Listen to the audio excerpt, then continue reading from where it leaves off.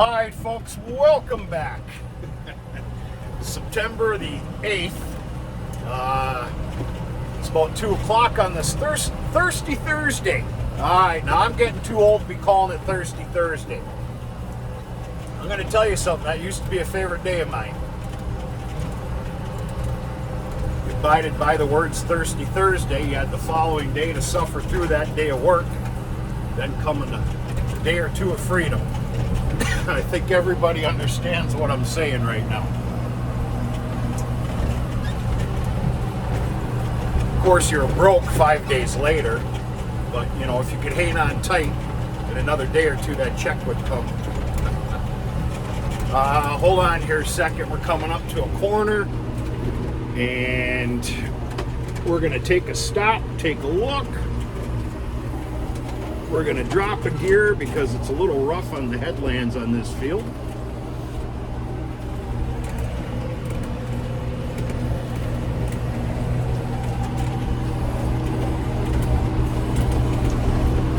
I'm kind of doing something a little untraditional for me, or in general, I should say.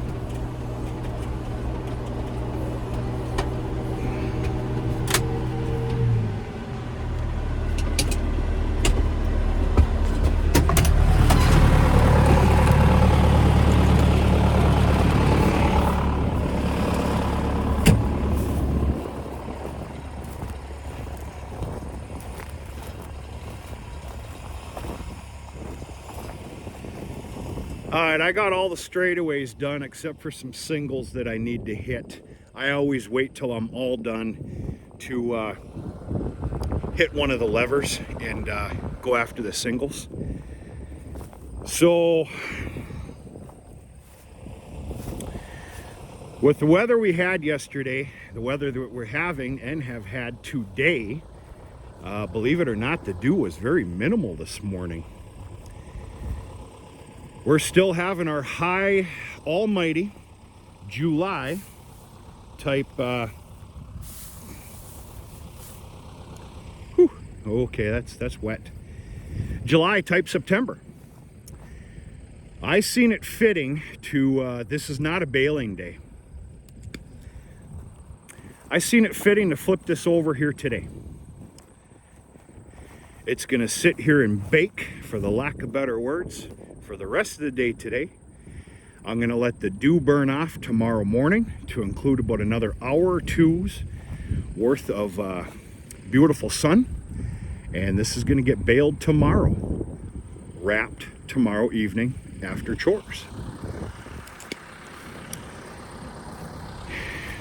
It's not the most beautiful sight in the world. I agree.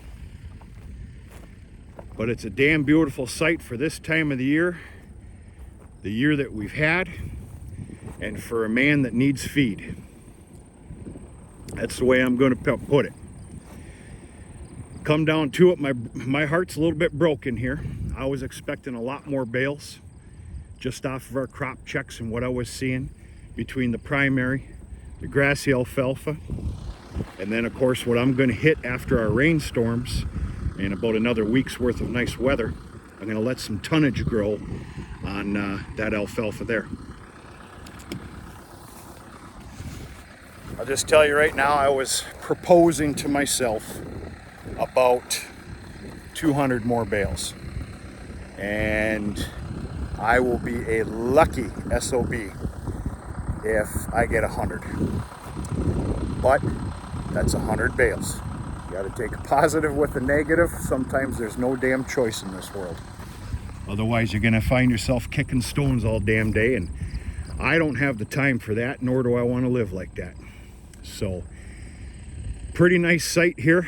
This is going to be some absolute premium quality feed that is going to help out those young heifers and a collection of steers throughout the winter.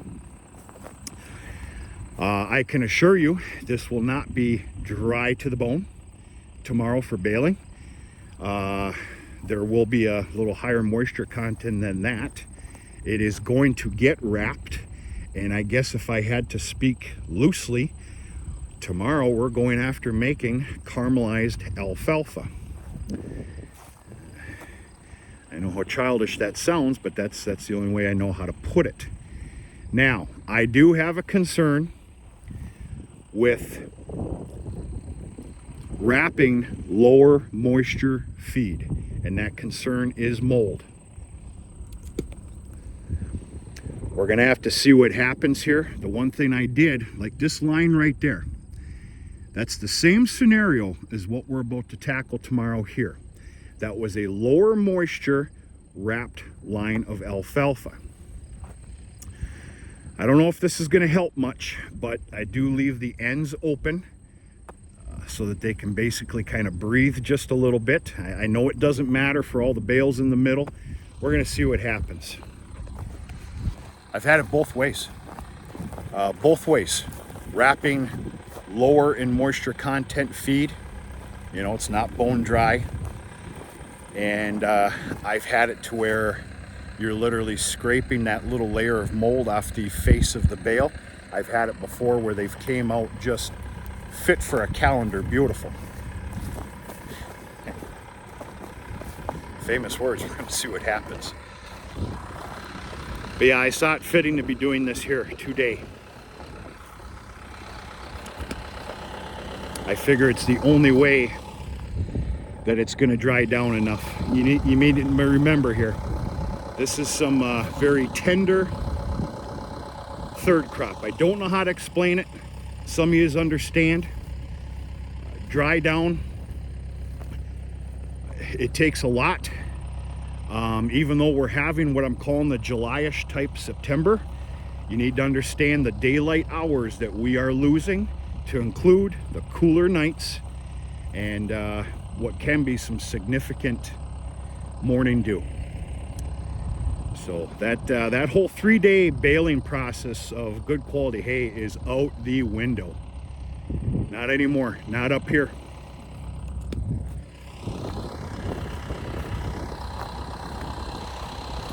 And like I said, I kind of changed my mind a little bit, made a decision that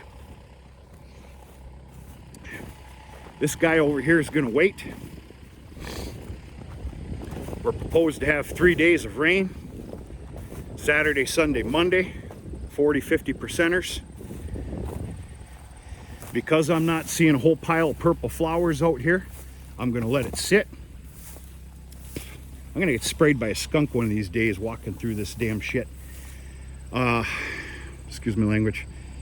I'm going to let it sit and hopefully grow some tonnage out here for about another, let's just say a week.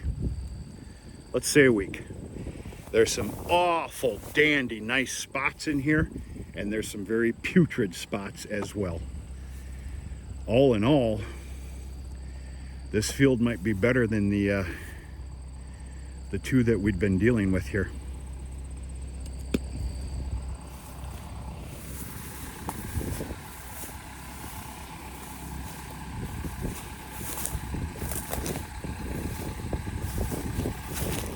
I got a busy rest of the day here today. Odds and ends. Tomorrow's tomorrow. I don't even want to talk about tomorrow. It'll be fine though. And we're gonna go from there.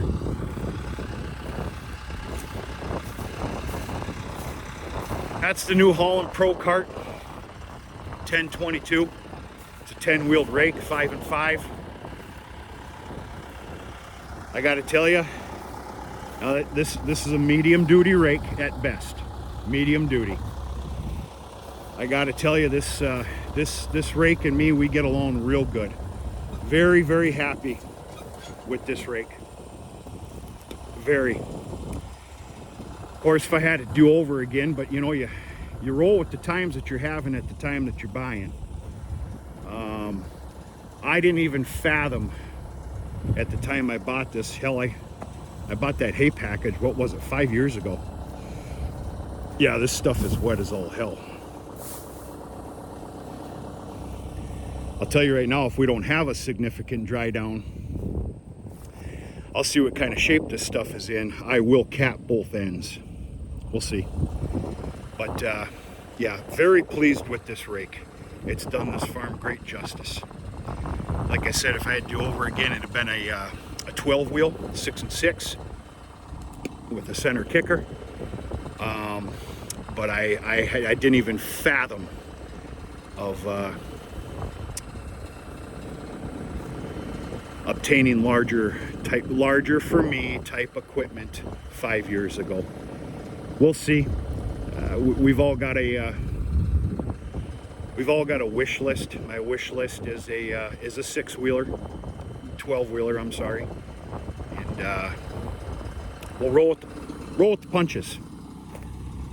Do what we're allowed when the time comes. I don't know how else to say it. But, that's it. Got to get in gear. Just wanted to show you what I've been doing here, and we're going to talk to you sooner and later.